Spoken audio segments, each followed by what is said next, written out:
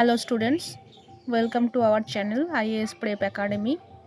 आज जो टॉपिक हम लोगों का रहेगा वो है भारत एवं उसके जो पड़ोसी देश है उस पर हम लोग आज चर्चा करेंगे।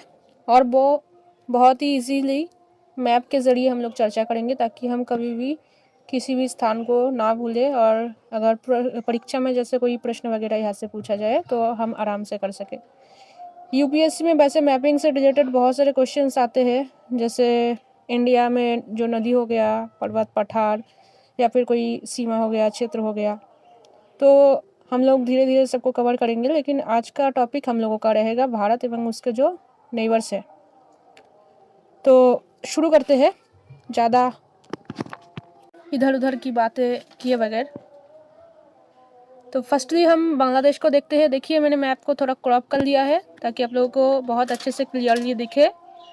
ठीक है, बांग्लादेश को देखते हैं। तो यहाँ पर हम लोगों का बांग्लादेश है, हम देख पा रहे हैं। सीमा की दृष्टि से अगर बांग्लादेश को देखें तो भारत के जो 5 राज्य है, यानी पश्चिम बंगाल हो गया, इधर मेघालय हो गया, मिजोरम हो गया, त्रिपुरा हो गया, और यहाँ पर असम। तो इससे ये जो बांग्लादेश है ये अपना बॉर्डर शेयर करता है। तो टोटल अगर हम इसका लेंथ देखें कि कितना किलोमीटर तक ये अपना बॉर्डर जो है वो इंडिया से शेयर करता है, तो 4096 किलोमीटर तक, जो हम देखते हैं कि सर्वाधिक है। ठीक है, देखिए इसके बाद हम अगर देखें तो चाइना हो गया, जो हमें ऊपर में देखने को मिलता है ना भारत के। देखिए ये रहा चीन।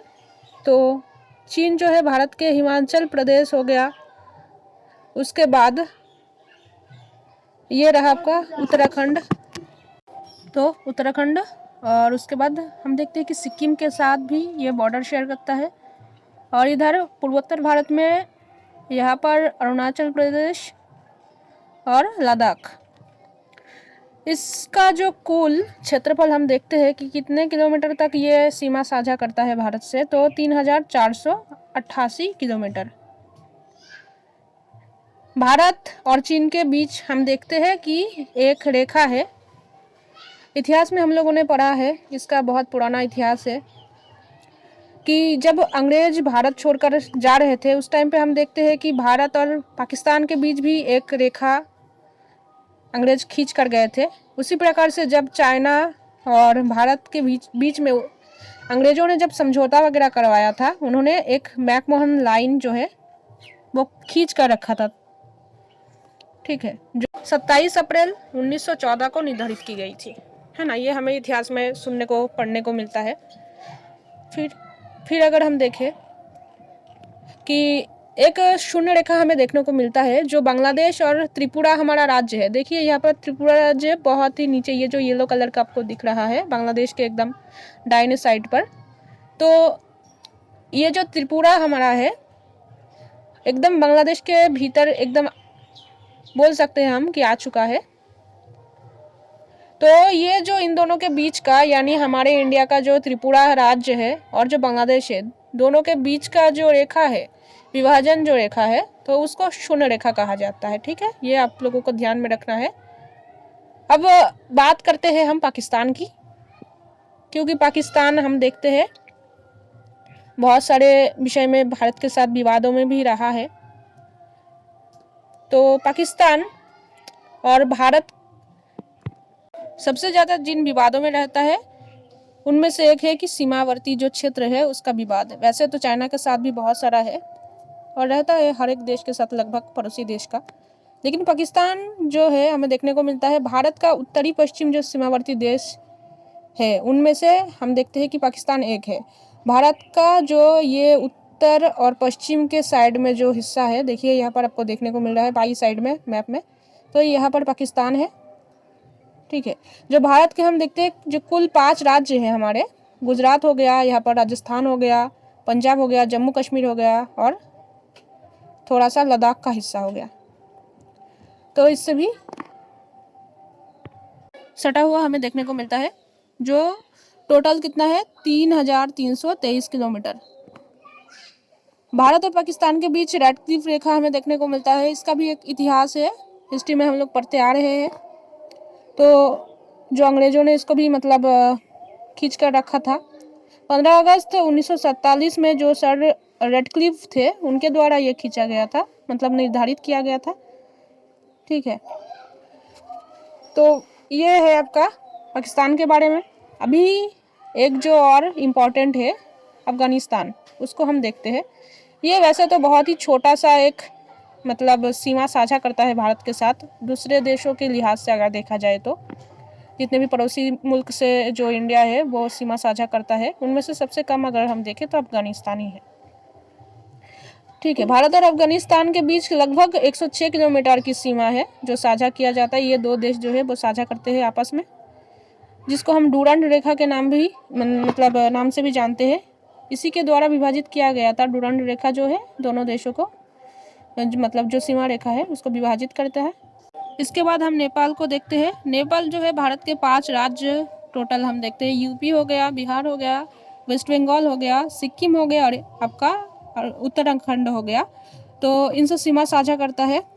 काली नदी का विवाद भी भारत के साथ लगातार हम देखने को हमें मिलता है कि भारत के साथ नेपाल का जो काली नदी है उसके साथ काफ़ी विवाद बीच बीच में बना रहता है, थोड़ा सा चिंता का विषय बना हुआ है वहाँ पर। तो नेपाल हम देखते हैं टोटल 1751 किलोमीटर का जो सीमा है वो भारत के साथ साझा करता है। ठीक है, देखिए यहाँ पर आपको देखने को मिल जाएगा नेपाल। उसके बाद हम म्यांमार को देखते हैं।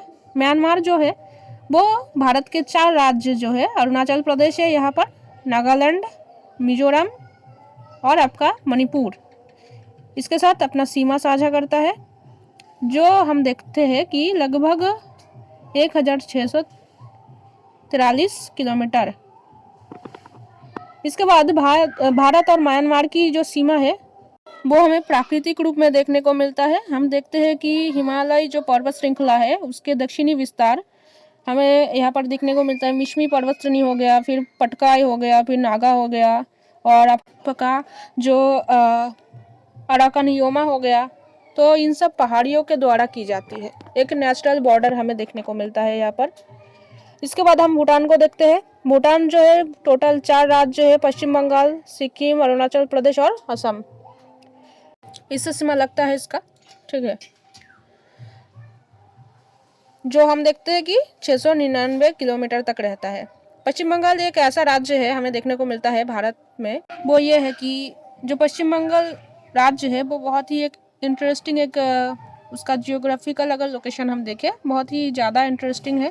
क्यों? क्योंकि ये 3 देश अर्थात बांग्लादेश हो गया, नेपाल और इधर आपका भूटान, इससे सीमा साझा करता है। अगर हम भारतीय राज्यों को भी थोड़ा सा देखें, क्योंकि अभी तक हम लोग देख रहे थे पड़ोसी देश भारत जो है वो कौन कौन से देश के साथ अपना सीमा साझा करता है, अभी थोड़ा अपने राज्यों को भी तो देखना चाहिए ना हमें। तो देखते हैं, चलिए सबसे पहले सिक्किम को देखते हैं। तो सिक्किम कितने देशों के साथ अपना सीमा साझा करता है?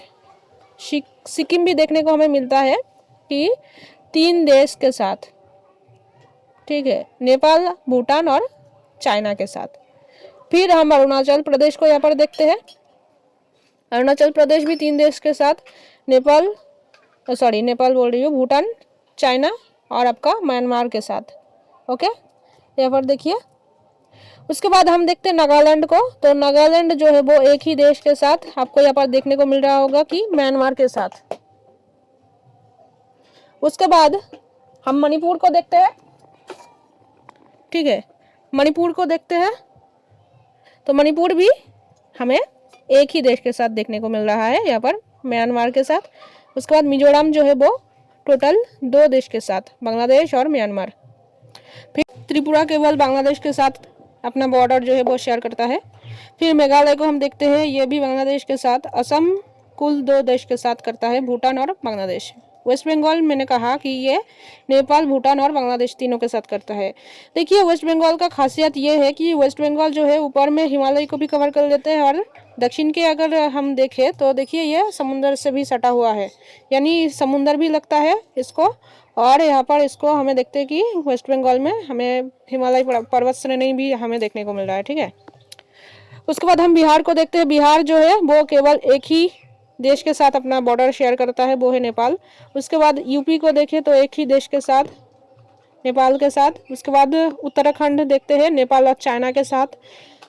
फिर हम हिमाचल प्रदेश को लेते हैं चाइना के साथ। पंजाब जो है वो पाकिस्तान के साथ अपना बॉर्डर शेयर कर रहा है, देखिए यहाँ पर। उसके बाद हम देख रहे हैं कि राजस्थान जो है, राजस्थान भी हमें पाकिस्तान के साथ देखने को मिल रहा है, और गुजरात जो है वो भी पाकिस्तान के साथ देखने को मिल रहा है।